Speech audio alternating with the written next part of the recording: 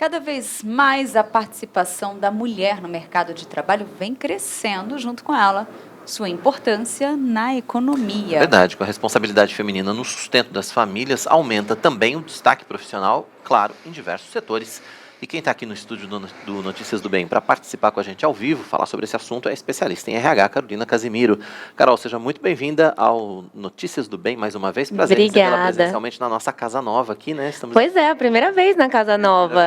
Uma delícia. Sempre bom falar com você a respeito de mercado de trabalho e aproveitando, né, essa semana da mulher que nós estamos para falar a respeito especificamente, ou mais especificamente, sobre o mercado de trabalho para as mulheres. A gente sabe que ainda tem um caminho grande pela frente, mas a gente pode dizer que já andamos bastante, já tivemos avanços significativos nos últimos anos? Bom, primeiro bom dia, querido, tá? É um prazer sempre estar aqui. Bom, é uma pergunta difícil, porque teve avanços, mas ainda falta muito no sentido de chegarmos a um pé de igualdade. Né? Então, salários ainda não são iguais, posições de liderança não é igual, tem uma diferença bem significativa. Normalmente, os salários, às vezes, num mesmo cargo entre mulheres e homens, pode variar aí de 25% a 30% a menos do que a remuneração masculina. Então, é bastante. Então, tivemos alguns avanços. Hoje a gente tem, é mais difícil termos alguns momentos de, por exemplo, recrutamento que fala, eu só quero recrutar homens. Não, hoje não se pode fazer isso, né? Inclusive, é antiético fazer esse requisito ao você pedir um recrutamento. Entretanto, a diferença financeira e ainda principalmente em cargos, principalmente de finanças, CFOs, é muito difícil. E, Carol, quais, assim, você vê quais são os pontos que ainda, né, são esses empecilhos para que haja essa igualdade? Tem vários empecilhos. Eu acho que o primeiro empecilho a gente vai falar de educação.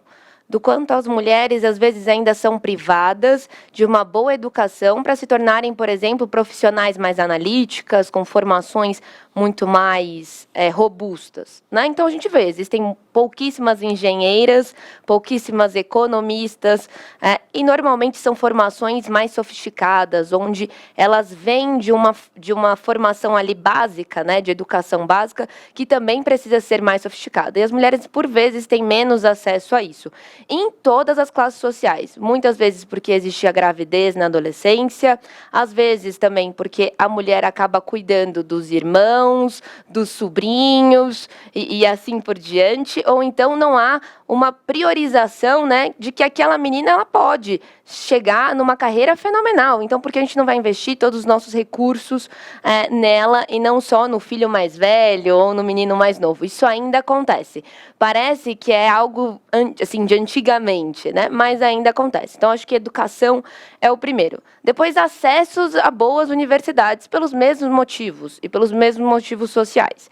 E quando a gente chega na empresa, tem 2 pontos. Primeiro, que recrutar, por exemplo, um CFO, né, que é um diretor de finanças. Normalmente é muito mais difícil você achar mulheres no mercado que tenham os requisitos profissionais, os títulos profissionais que um homem já tem. E isso, aí no mercado de trabalho, por vezes, entra a questão da maternidade. Algumas mulheres tiveram ali que parar durante seus 9 meses, ou então ficaram até 1 ano do filho ou da filha, e isso faz com que, às vezes, um passo atrás do que os homens profissionalmente falando. Ainda mais também, tem mulheres que se dedicam muito mais anos das suas carreiras, ou tiveram filhos muito mais novas, e entram para o mercado de trabalho um pouco mais distante, né, numa estilingada maior. Aí, de novo, a gente encontra a dificuldade de fazer esse recrutamento. E, por último, mas que não é o menos importante, o próprio preconceito e a própria seletividade que existe. Enquanto homem, por vezes, o entendimento no senso comum é que ele vai produzir muito mais, porque ele tem muito mais tempo, não tem a jornada de trabalho em casa ou dos filhos, e esse preconceito, por vezes, ainda existe em alguns momentos do recrutamento e até mesmo dentro de RH de muitas empresas, principalmente as mais tradicionais. Entendi. Carol, você citou na sua fala um ponto que é muito preocupante, que é a questão do acesso à formação. E aí, quando a gente pensa nas diferentes regiões do Brasil, a gente vê realidades muito piores em algumas regiões, né? Com certeza. Em 2014, nós tivemos uma viagem missionária para a Amazônia, aqui, e eu fui. É muito diferente a realidade de uma mulher ribeirinha para uma mulher em São Paulo. Completamente diferente. Por vezes, elas têm filhos, eu tinha 18 anos. Na minha idade, eu conheci meninas que tinham também 18 anos nos seus terceiros, quartos filhos. Essa diferença social é absurda, né? Porque é uma questão de oportunidade, é uma questão de região de cada país. Também eu digo, tá? Existe uma questão cultural. Para elas, eu trabalhar na idade que eu trabalhava era um absurdo. Eu deveria estar cuidando de filhos. E para mim, elas estarem cuidando de filhos era um absurdo. Então, tem uma diferença cultural que deve ser respeitada. Mas falando sobre diferenças sociais e econômicas, é gravíssimo o quanto as meninas são, na verdade, privadas de uma boa educação, privadas de ir à escola em tempo hábil para aprender e se alfabetizar e, consequentemente, arrumar um trabalho melhor ou uma fonte de renda dela, né? Sem depender do marido. A gente, quando fala de trabalho feminino, a gente também debate muito a questão de violência contra a mulher. Violência contra a mulher, por vezes, está muito associada à questão econômica, de mulheres que dependem 100% das finanças do marido e acabam ficando em situação de muita vulnerabilidade porque não tem para onde ir, não tem casa, não tem uma autonomia financeira, então acaba ficando nesse lugar de violência, o que é um absurdo, mas é uma realidade de muitas brasileiras. Agora, pontuando essa questão, Carol, ainda do papel da mulher, né, e o lar ali na casa, como que você vê hoje no mercado mesmo, na sua experiência, o avanço, né, esse crescimento da mulher também, porque a gente percebe essa mudança, né? Tem uma mudança. Eu acho que, assim, é uma mudança pequena porque a gente deveria estar, porque somos muitas mulheres, metade da população é mulher. Mas já é um grande avanço, né? Pensando do que a gente estava no zero e fomos para um pouquinho, 1, 2. O que a gente vê de avanço, principalmente, é com a maternidade, né? Hoje existem empresas, inclusive uma empresa de recrutamento, que fala currículos, filhos no currículo. Ai, que ótimo. E existe a possibilidade, e elas te ensinam, e recomendo seguir, filhos no currículo. E também maternidade profissional. São 2 Instagrams e também LinkedIns que ajudam mulheres a contar essa história da maternidade como uma skill para o seu trabalho. Porque você ficando em casa é um trabalho. Você aprende a gerenciar finanças, gerenciar tempo, gerenciamento de rotina, tantas outras coisas, de recurso, que são coisas tão importantes para o dia a dia do trabalho. O fato é fazer o storytelling, ou seja, contar essa história de um jeito que também seja atrativo para o currículo. Então, hoje a gente já tem, às vezes, áreas no mercado até de recrutamento que olham para isso e ajudam essas mulheres a contar a história. Outros avanços também são empresas cada vez mais com pactos sociais, fornecendo para as mulheres uma maternidade segura.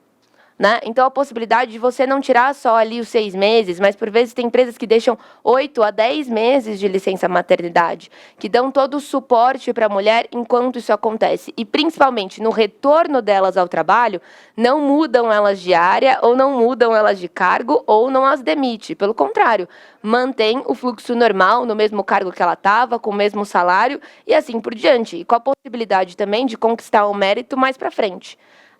Conforme desempenho e tudo mais. Então, a gente hoje já tem um pouco mais de visão para essas áreas sensíveis, principalmente da maternidade, para conseguir igualar. E também, quando a gente fala de começo, de início de recrutamento, hoje, cada vez mais, as áreas de RH, elas têm um percentual. O percentual necessário e obrigatório de mulheres, negros e assim por diante no corpo colaborativo.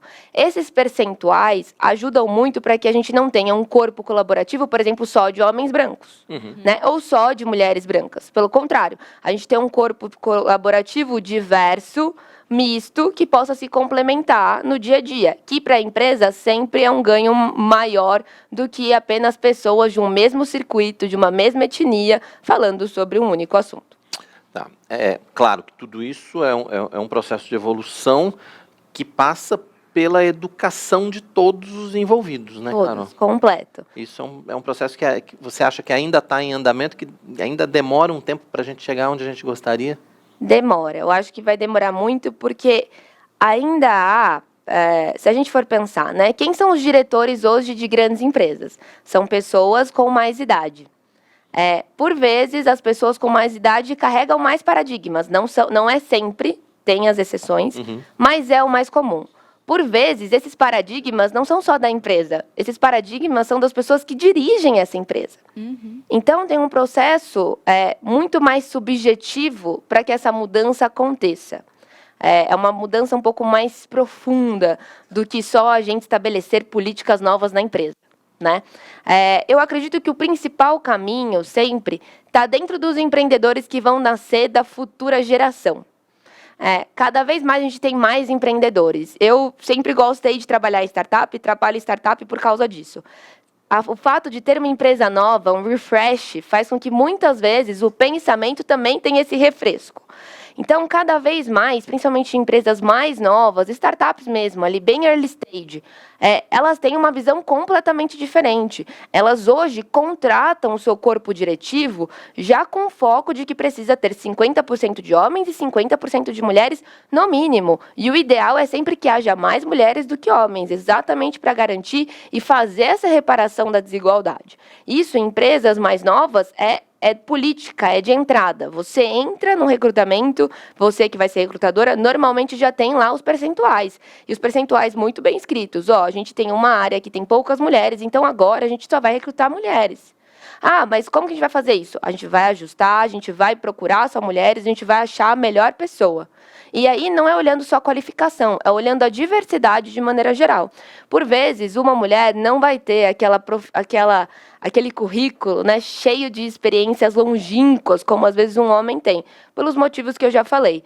Mas, então, a gente abre essa exceção. A gente entende que ela é completamente capaz de correr atrás dessa experiência que ela não tem e desempenhar aqui. Se é para isso que a gente precisa abrir essa exceção, a gente abre e traz uma mulher com potencial, pode ali não completar a vaga como um todo, na sua perfeição, mas a gente traz essa mulher com potencial, acreditando completamente de que ela vai se desenvolver, vai crescer e vai aí, em pouco tempo, sanar essa lacuna que pode existir no currículo dela. Um processo, né? Muito bom. Por falar em currículo, sanar essa lacuna, quais dicas que você daria assim hoje para que essa mulher ela esteja mais preparada para esse mercado de trabalho?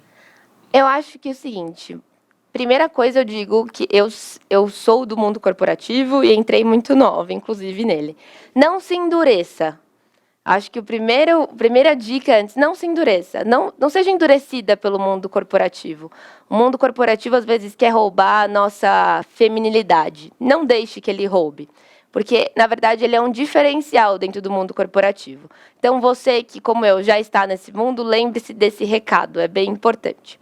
Para você que quer entrar nesse mundo, um currículo bem escrito faz muita diferença. Então, se você ficou em casa, cuidou do seu filho até agora, e falou, não, agora eu preciso trabalhar para fora, né? Já trabalhei aqui em casa, criei meus filhos, eu quero agora trabalhar para fora. Conte essa história no seu currículo da melhor maneira possível. Busque Instagrams, e hoje tem muito, gente, informação aqui não falta, sobre maternidade no currículo, maternidade e o trabalho. Qual o melhor jeito de você contar a sua história? Como, às vezes, essa lacuna, né, entre aspas, de lacuna, de 1 a 2 anos, pode, na verdade, ser preenchida por coisas tão importantes quanto, como o gerenciamento de tempo, as dificuldades que você passou na gestão da maternidade, da gestão de um lar e assim por diante. Então, currículo é um bom processo aí que já ajuda você a chamar mais a atenção dos recrutadores, tá bom? Acho que isso é muito importante. E segunda coisa, esse é um ponto sempre delicado. Quando a mulher vai para o trabalho, lembre-se, olhe carga horária, o quanto você vai ter que se dedicar ao trabalho versus a sua casa. Não é só porque você quer entrar no mercado de trabalho que você tem que aceitar qualquer termo e qualquer horário de trabalho. Olhe isso bem, isso vai se encaixar na sua rotina, para que depois que você entre na empresa, você não fique em situações delicadas, como, por exemplo, eu não vou trabalhar até esse horário, porque eu tenho uma rotina de buscar meu filho na creche tal hora. Lembre-se, talvez você não precise abrir essa exceção, gerir toda essa sua rotina de maneira tão complexa, só para aceitar um trabalho. Vá com calma, olhe, A gente, como mulher cristã, a casa é uma prioridade. Por vezes, isso é muito difícil. O mundo corporativo engole você. Mas é muito importante. Então, quando você for ver um emprego, veja a carga horária. Quando você estiver no emprego, lembre sempre, estabeleça seu limite para que você continue tendo sua rotina. Muitas pessoas vão dizer, Carol, isso não é, o mundo corporativo não deixa você estabelecer limites. Mas eu vou citar a Cecília Chang, que acho que muita gente conhece. Sim. Dá para estabelecer limite. Eu aprendi a trabalhar e venho aprendendo a trabalhar com a Cecília. Dá para estabelecer limite e o mundo corporativo precisa de limites e é você quem dá. Não entenda que esses limites que você precisa dar são, na verdade, os empecilhos para você trabalhar. Normalmente não são. Então, fique atento a esses detalhes. Muito bem. Tá certo. Carol, contatos, né? Quem quiser saber mais a respeito do seu trabalho, deixa pra gente aí. Tá bom, meu contato normalmente é Instagram, Carol 2Ls, que meus pais foram criativos. Carol 2Ls Casimiro, C-A-S-I, igual escreve o Casimiro do Pastor Arival. É igual. Podem me contatar por lá. Ou também no meu e-mail, que é carolina, com 2Ls e y.s.w.paula@gmail.com. E, como eu sempre digo, gente, disposição para tudo. Para olhar currículo, ver se está bem, se não está. LinkedIn está funcionando legal, não está? A gente está aqui para ajudar todo mundo. Acho que um dos meus trabalhos dentro da empresa é isso e fora, então, é ajudar você a encontrar o seu melhor trabalho e a sua melhor versão no trabalho também. Bacana, Carol. Obrigado Muito pela sua bom. participação. Obrigada. Sempre bom ter Obrigada, você aqui. Carol. Volte. Obrigada, eu que gosto de vir aqui, gente, sempre.